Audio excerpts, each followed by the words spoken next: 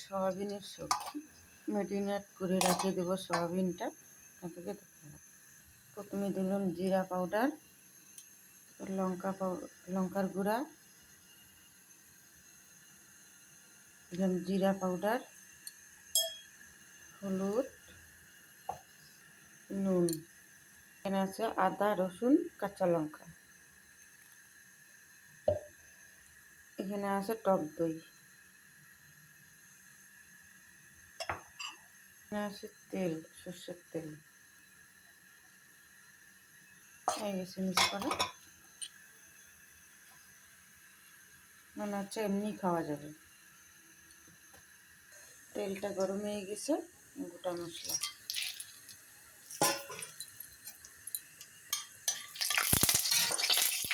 একটু গোটা জিরা,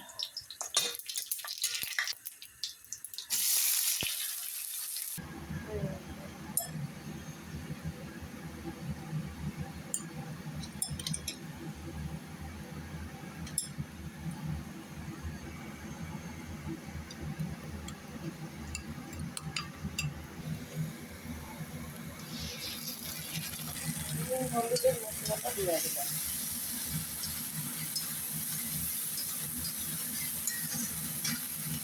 এখন দেবো সয়াবিনটা।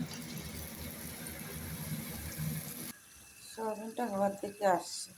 কালারটা তো সুন্দর লাগতেছে, জানি না স্বাদ কেমন হয়েছে। এখন দেবো টমাটোটা, একটু দেবো কচুরি মেথি। সবজি হয়ে গেছে, এখন জল দেবো। সবজি হয়ে গেছে, একটু গরম মশলা দিয়ে নামিয়ে দেবো।